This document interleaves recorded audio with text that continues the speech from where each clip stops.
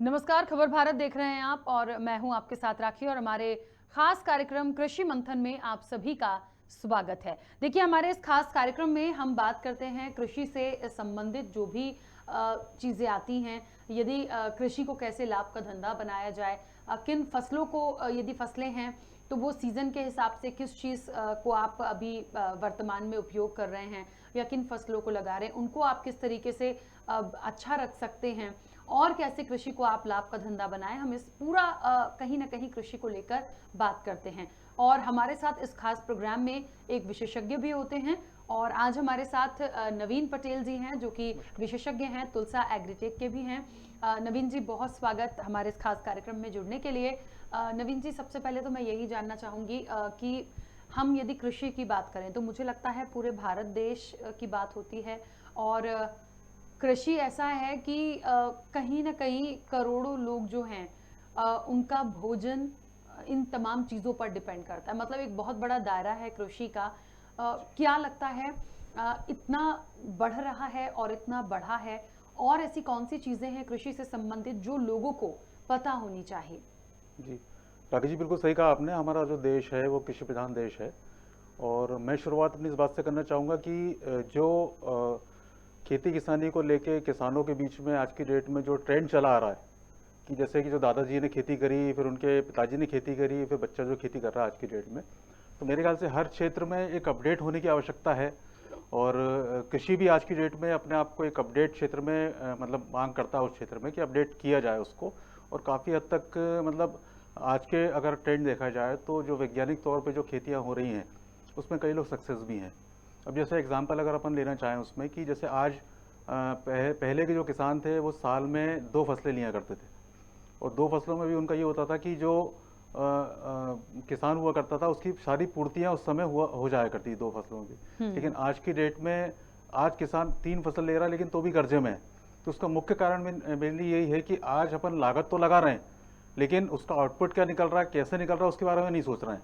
और दूसरी बात ये कि अगर हम किसी को दूसरे को देख के खेती कर रहे हैं, अगर दूसरा सक्सेस हो गया तो हम भी सक्सेस हो ही जाएंगे, वो मान के चलते हैं हम।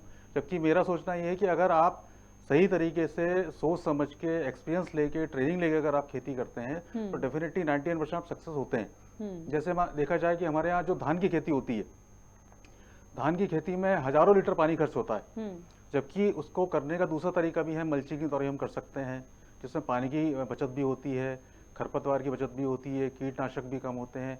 लेकिन उसमें किसानों को कई बार ये कहना होता है कि साहब इसमें लागत बढ़ जाती है। लागत तो वैसे भी हम जो ट्रेडिशनल खेती कर रहे हैं उसमें बढ़ा ही रहे हैं, ठीक है ना। लेकिन इसमें हमारा फायदा ये होता है कि मल्चिंग वाली खेती से धान की खेती में आप 1.5 गुना तक आप उसमें उत्पादन ले सकते हैं। दूसरा टेंशन फ्री खेती है, आपको पानी का ज़्यादा उपयोग नहीं करना है, दवाई का ज़्यादा उपयोग नहीं करना है। दूसरी बात ये है कि लेबर आपको उतनी ही लगनी है, उसमें आपकी जो पैदावार होगी उसकी क्वालिटी काफ़ी अच्छी होगी। तो एक एग्जांपल ये है कि अगर हम ट्रेडिशनल खेती को भी अगर दिमागी तौर पे हम करना चाहें तो बहुत अच्छे तरीके से कर सकते हैं। दूसरा ये कि जो एक साइकिल होती है किसी भी चीज़ की, जैसे कई किसान हमारे सब्जी की खेती कर रहे हैं, सब्जी की खेती जो कर रहे हैं वो मेरे ख्याल से आज के जो मेरा एक्सपीरियंस है वो ये कहता है कि लगभग 70% जो लोग हैं वो अनएक्सपीरियंस तरीके से खेती कर रहे हैं। मतलब जबकि होना ये चाहिए आप उसको पहले एक्सपीरियंस लीजिए, कौन सी बीज अच्छी है, कौन सा बीज अच्छा है, उसका अपन पता करें। आजकल वैसे ही आप हर किसान भाई के पास मोबाइल है, आप चाहें तो अच्छे बीज की पड़ताल भी कर सकते हैं। सर्टिफाइड बीज कौन कौन से कहाँ से मिलेंगे उसकी जानकारी आपको पूरी मिल सकती है नेट के द्वारा। और फिर किस समय पे हमको उसको लगाना चाहिए और किस समय जब उत्पादन उसका होगा हमें अच्छी उसकी जो है रेट हम उसके बढ़िया मिलेंगे।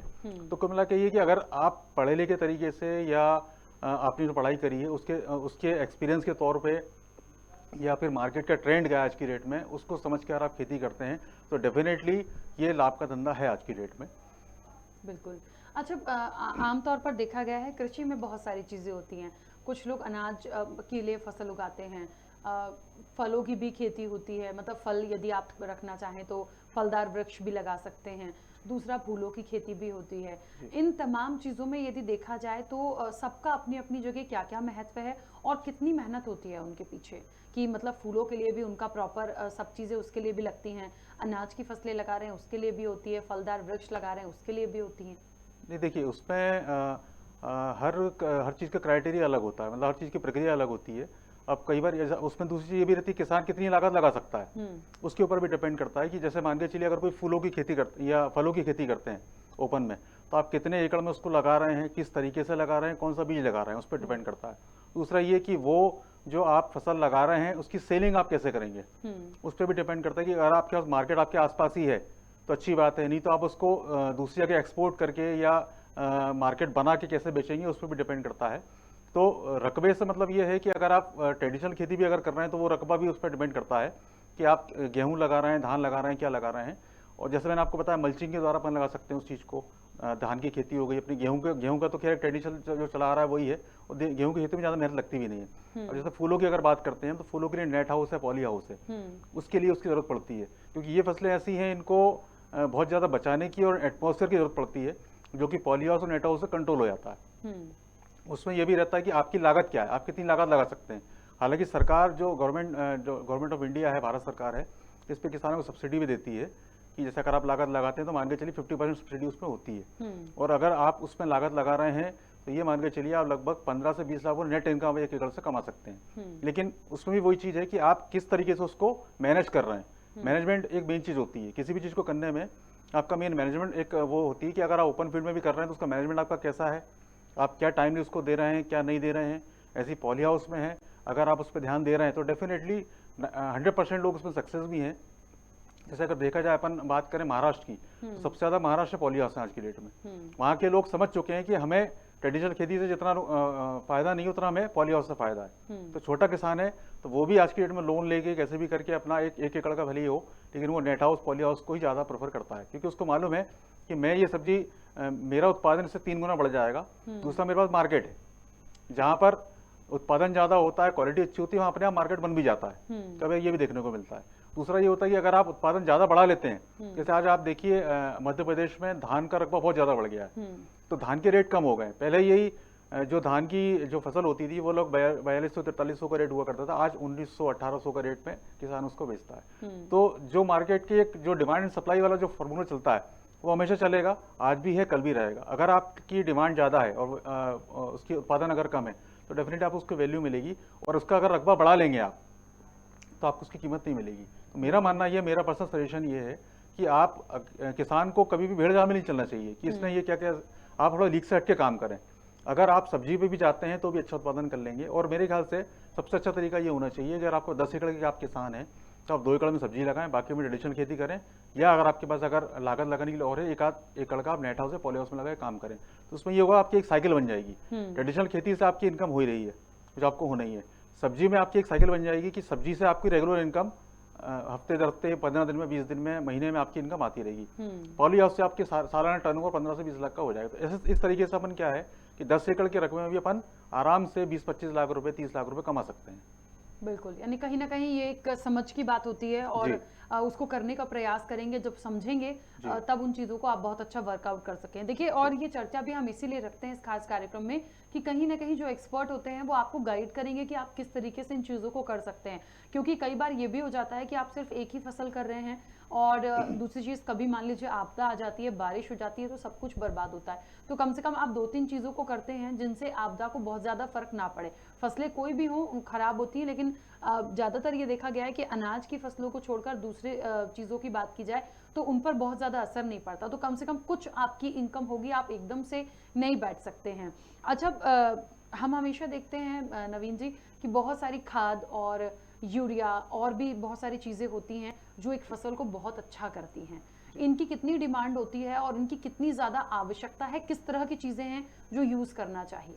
जी, अब जैसा मैंने राखी जी आपको बताया था कि जो पहले का जो समय था उसमें जो हमारे जो पहले के जो किसान थे, हमारे दादाजी थे, जो हमारे पहले के जो खेती करने वाले लोग थे, आपने देखा होगा उस समय बिल्कुल भी रासायनिक खादों का उपयोग नहीं हुआ करता था। उस समय अगर आप, जहाँ तक मुझे याद है कि मैं जब जाता था खेत में तो मैं नंगे पे जाता था, मुझे मतलब ऐसा लगता था कि मैं किसी पाउडर पर चल रहा हूँ, मतलब भुरभुरी मिट्टी हुआ करती थी।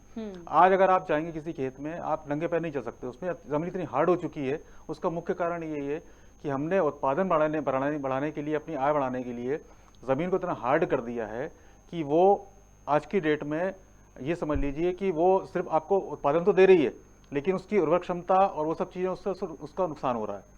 इसलिए आज आपको सुनने को मिल रहा होगा कई लोग जो है वो ऑर्गेनिक खेती की तरफ ज़्यादा जा रहे हैं। तो और उसका मुख्य कारण ये है कि आज सबसे पहले मेन चीज़ क्या है कि अगर आप सही आप मार्केट देखें तो आदमी को पैसे से मतलब नहीं, आदमी को क्वालिटी से मतलब है। तो ऑर्गेनिक खेती की तरफ जाने का मतलब यही है कि हमारा जो पुराना ट्रेंड है वो वापस आना शुरू हो गया है, क्योंकि अब हमने ज़मीन को इतना नुकसान पहुंचा दिया है दवाइयाँ उर्वरक डाल डाल के कि अब वो बिना उर्वरक के पैदा उसमें अनाज कुछ होगा भी नहीं।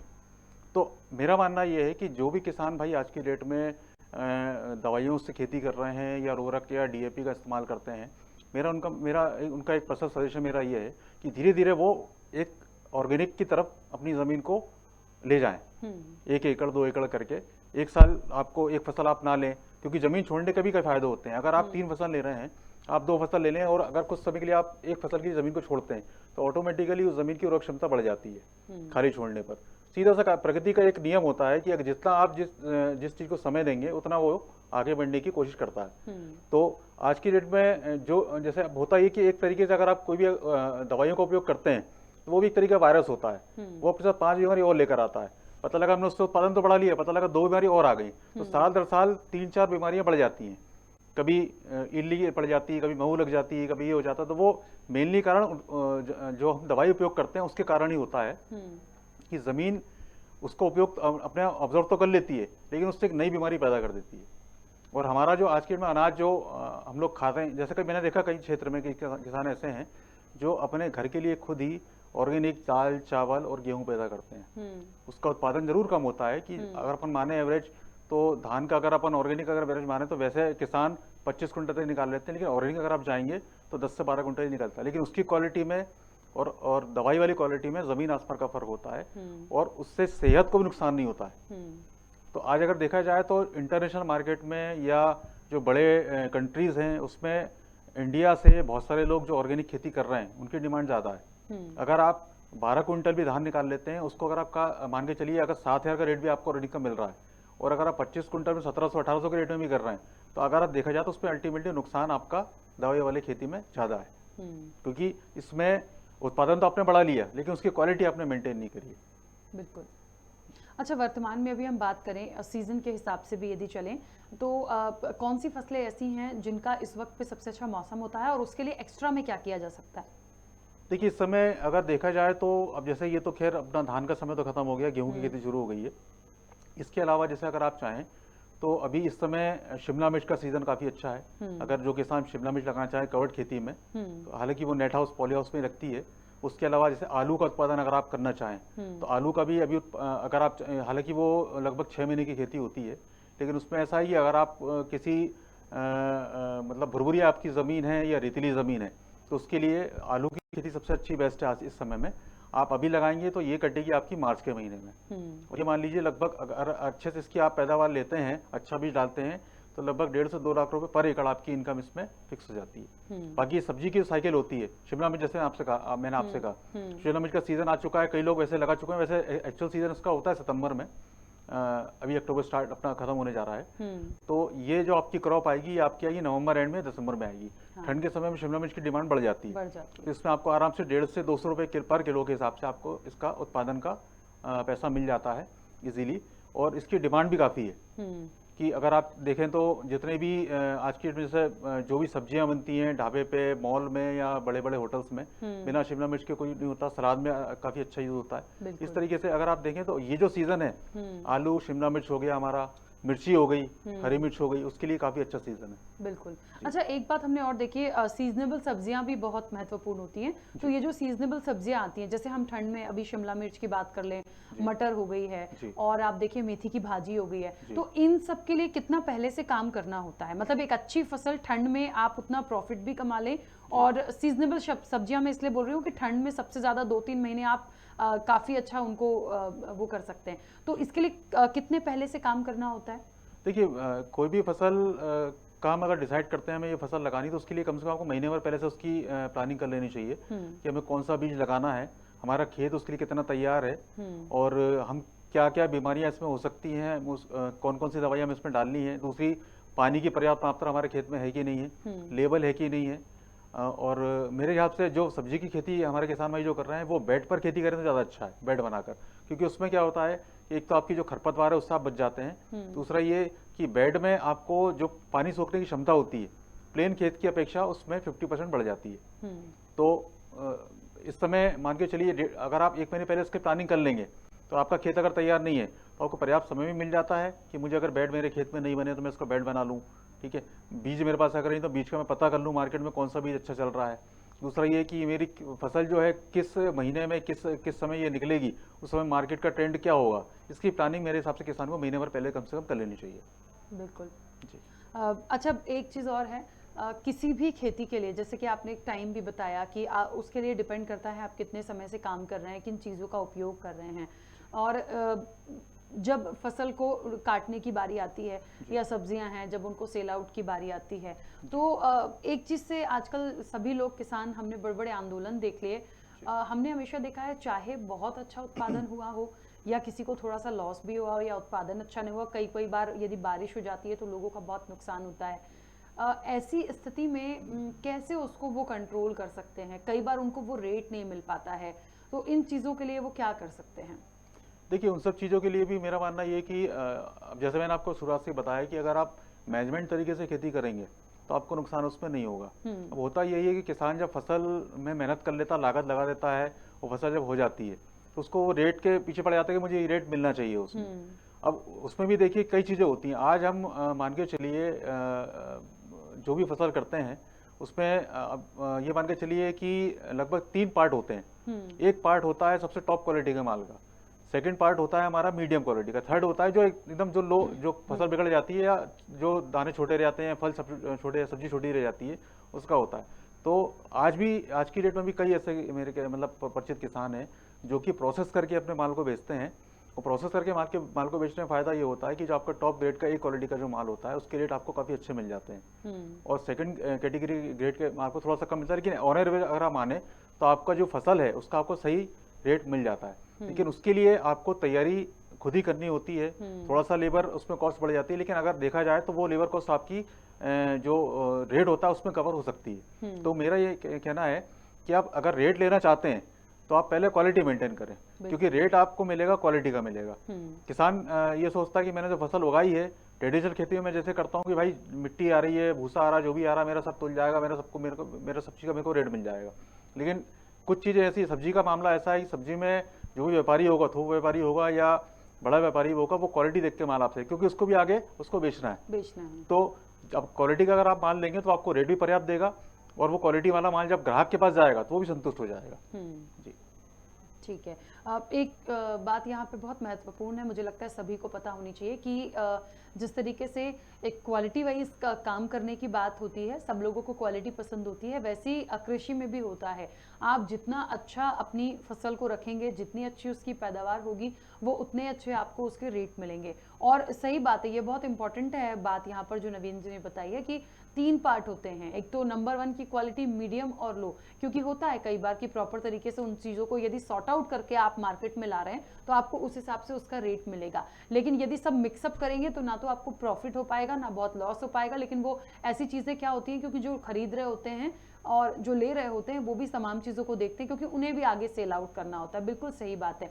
अच्छा, एक बात और है नवीन जी, अमूमन आमतौर पर यदि देखा जाए, फसल कोई भी हो, सब्जी की हो या धान हो, गेहूं हो, जो भी चीज़ें होती हैं, उसका मिनिमम कितना फायदा किसान को मिलता है? मतलब एक कम लागत में भी यदि उसने मेहनत की है या जितनी चीज़ें लगाई हैं, तो कितने पे उसको कितना फायदा मिल सकता है?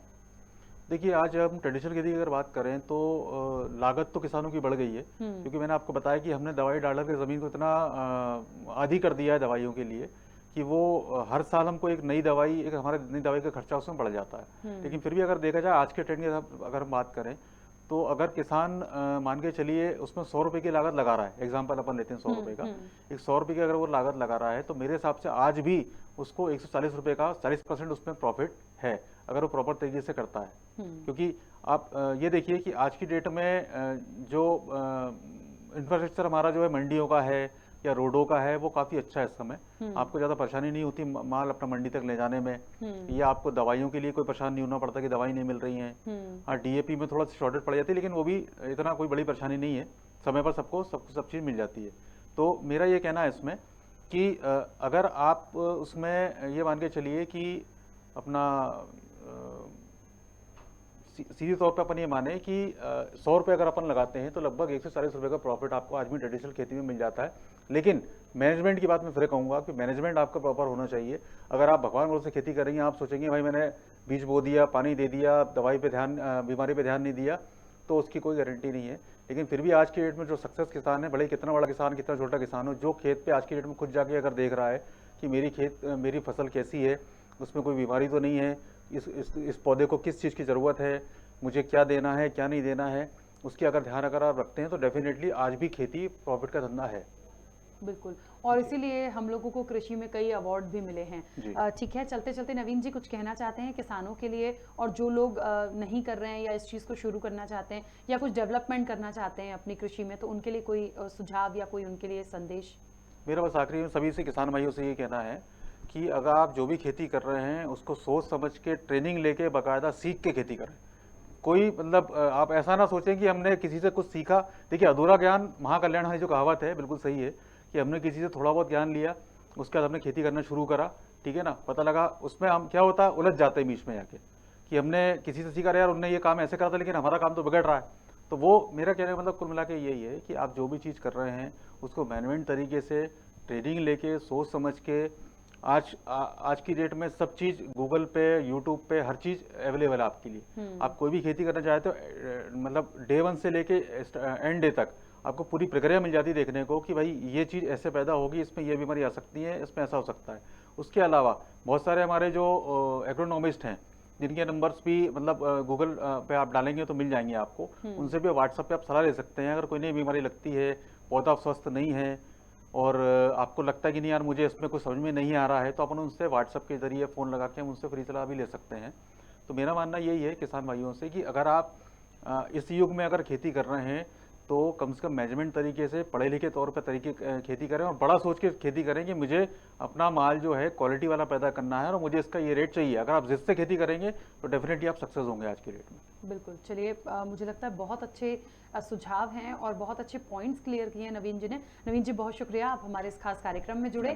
तो आज कृषि मंथन में हमने देखिए हम हमेशा ही मकसद ये होता है हमारा इस खास कार्यक्रम में कि कृषि से संबंधित जो लोग भी काम कर रहे हैं वो कैसे और अच्छी पैदावार कर सकते हैं, किन चीज़ों का उपयोग करें, कैसे इस चीज़ को और अच्छा बनाया जाए, यही हमारा मकसद होता है। उम्मीद करते हैं कि इन तमाम चीज़ों को यदि आपने नहीं अपनाया है तो उसे आप ज़रूर अपनाएंगे। आज कृषि मंथन में इतना ही, दीजिए इजाज़त, नमस्कार।